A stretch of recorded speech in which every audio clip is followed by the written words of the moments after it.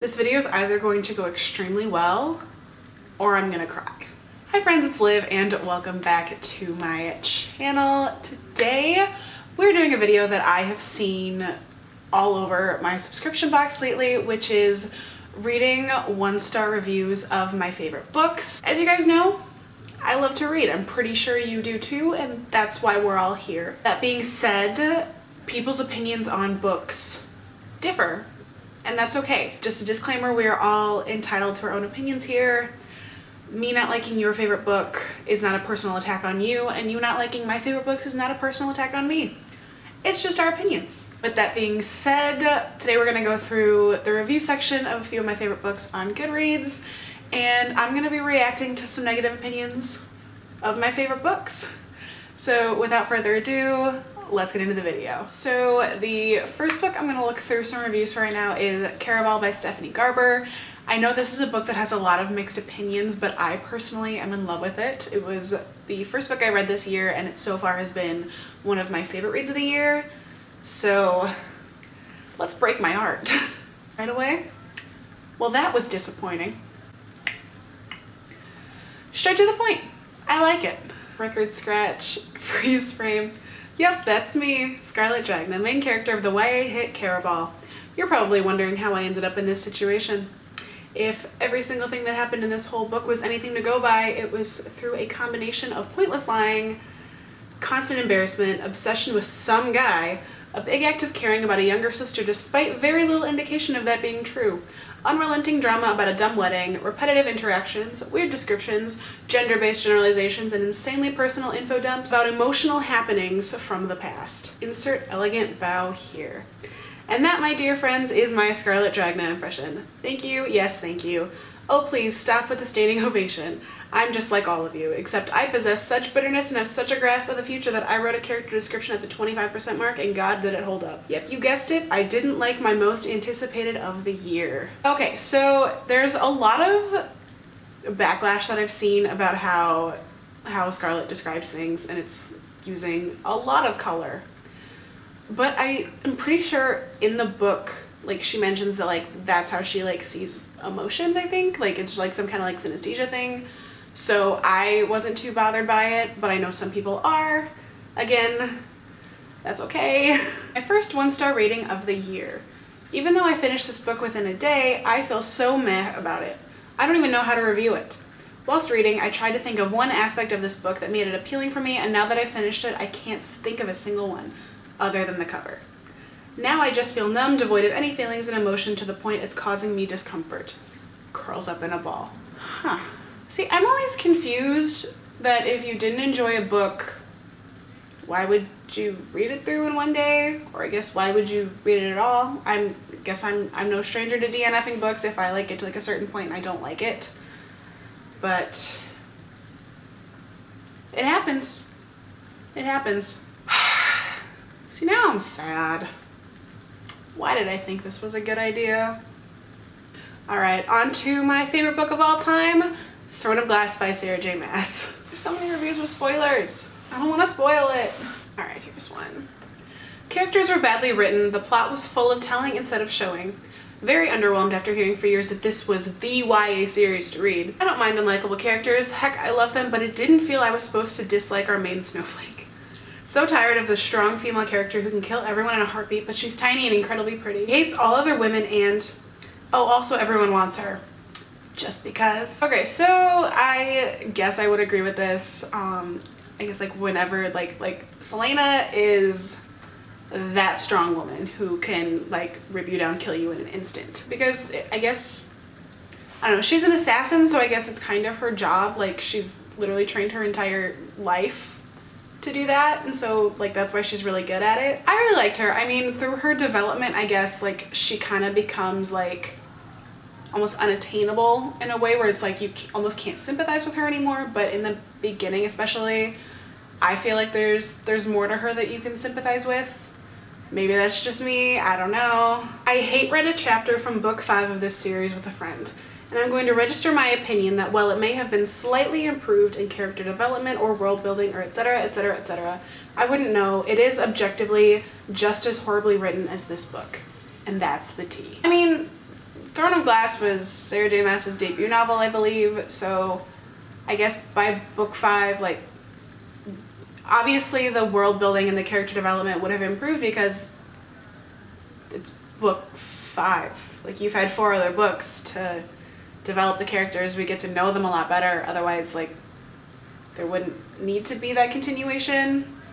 I don't know. I don't get hate reading chapters of a book and like going into it expecting that you're gonna hate it, because you're not gonna like it if that's why you're going into it. Also, I know like it's popular to hate this book, which is another thing I guess I don't like. Like I don't like jumping on a bandwagon to hate things because I know a lot of other people hate them. I kind of want to form my own opinions, and maybe that's why I love it as much as I do.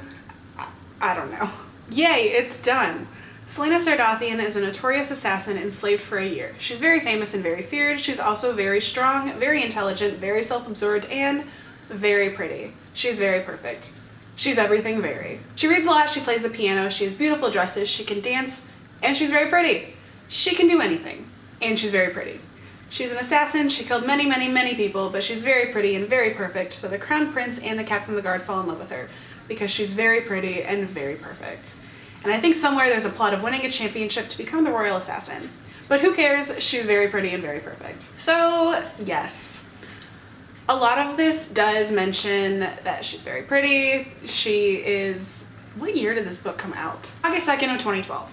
So, she's a 2012 YA heroine. A lot of our popular 2012 books with their YA heroines are described as very pretty.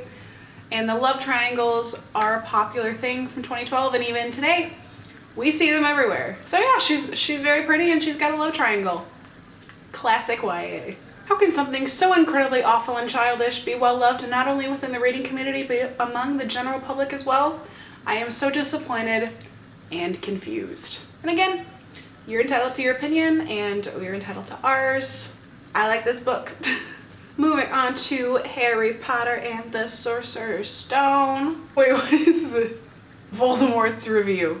This is a disgrace to all purebloods. My head looked quite dashing on that strange professor's head. If only I could have extended my stay. Harry Potter, this is not over yet. Okay, that's really funny. That might be one of my favorite reviews I've ever seen on Goodreads. These books terrify me. They are badly written and they have plots that don't make sense. Read Artemis Fowl instead. Please. Anybody who tells me that they have only read Harry Potter and or the Da Vinci Code scares me even more.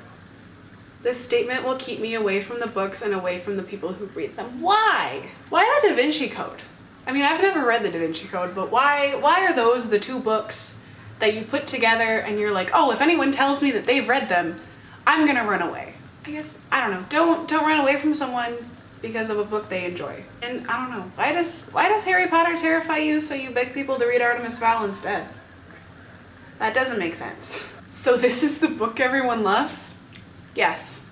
Yes, it is. Okay, I know this is a really popular series and that J.K. Rowling is now something like that richest woman in the UK, but this book sucks. It's poorly written and reminded me a lot of the R.L. Stine Goosebumps series of books that we read as children. Also popular, but terrible books. The only redeeming quality of this book is the interesting world of magic that she has woven into what appears to be present-day England. It's a good story, I think. I do enjoy the movies, and maybe I should have given the rest of the books a chance, but I simply can't appreciate this book. Again, your opinion, that's okay. If you didn't enjoy it, you're allowed to not enjoy it. Just the same as we're allowed to enjoy it. It's all our opinions, and we're entitled to that. But I guess maybe if you say you should have given the rest of the books a chance, maybe you should. Maybe you might enjoy the other books as they go on, because obviously, I mean, as the series go on, it usually gets better because the author's writing style improves, we get to know the characters more. So maybe if giving it a chance is something you're thinking about, maybe you should try it. Okay, so apparently this one is Donald Trump's review. Satanic stuff. These books are giving kids bad ideas. That J.K. Rowling is a real threat to our precious youth. What do you want your kids growing up thinking? That it's okay to run around with wands wearing robes? Real weirdos. I was a kid who ran around with a wand wearing a robe, so I'm weird. I'm a weirdo. I'm weird. I'm a weirdo. Get why this might be fun if you're a child and like escapism, but as an adult, this is just too childish. I'm not even going to address the many plot holes, the poor world design, and the fact that magic does not seem to work at all. I feel like maybe the first couple books were childish, but I mean from like the end of 3 on to the end, I feel are definitely suited for like at least teenagers.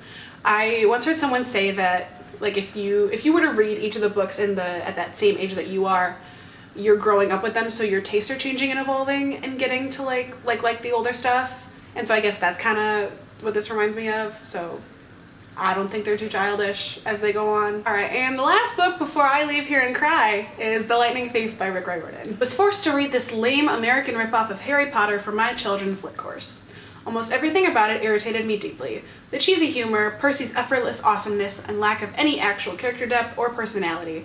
The concept of inborn knowledge like understanding ancient Greek, the constant info dumps from other characters explaining things to Percy. And how many times did R. Riordan want to push the ugliness equals evil point? Every single time the stereotypically and pointlessly evil Ares group were mentioned, the word ugly was used to describe them. Even if a cheer went up from the table, it was an ugly cheer. And Percy's smelly stepdad Gabe's surname is Ugliano. Oh yes, very subtle.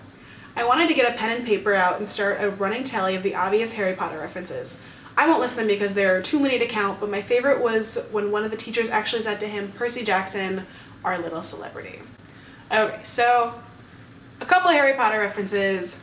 I personally didn't think it was anything major. As you know, I love Harry Potter because we just spent the last few minutes reading reviews for that book. So, I mean, I guess I kind of agree with this one, that the Ares kids are often described in ugly ways. I personally think it's like ugly more of like in like a brutish term.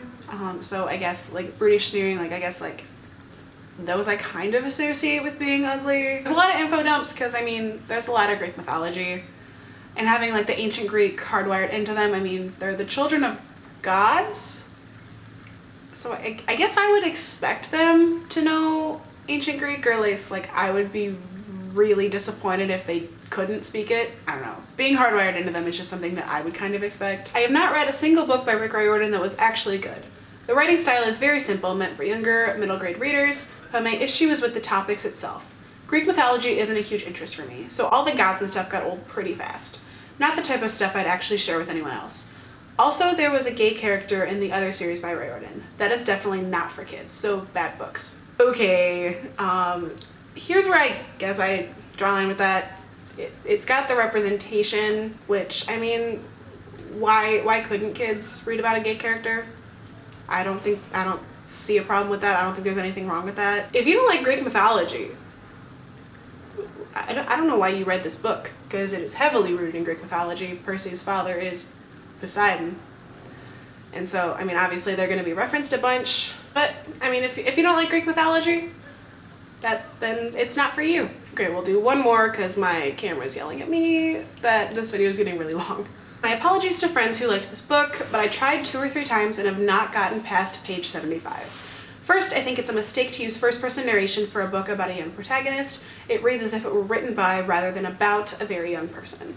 Second, it is highly derivative of the Harry Potter book and has, at best, only a modicum of imagination or originality. Okay, so I personally think that the writing style is very imaginative, and I really love the references that he uses. Like, the ambrosia and nectar, like, they taste different to every person, which I thought was super interesting. And I mean, there's a lot of, like, modern-day pop culture references that are thrown out there, which I think are really funny. I think the writing style is really humorous, and that's what I like about it. Also, the fact that it says it reads as if it were written by a very young person. It is Percy telling his story, so I guess that was kind of the intent. But if you didn't like it, you didn't like it. Alright guys, so it is time for me to go cry over the fact that some of you hate my favorite books. But again, that's okay. I hope you did enjoy this video. If you did, please be sure to give it a big thumbs up and comment down below any other types of videos you would like to see from me. Also, comment down below what your favorite book is. I want to know. Again, my favorite book is Throne of Glass by Sarah J. Maas. It's great. I think you should read it. If you haven't, you might just find yourself enjoying it. Please be sure to subscribe to this channel if you haven't already and click that bell icon to be notified every time I post a new video. As always, thanks for watching and I hope to see you next time. Bye.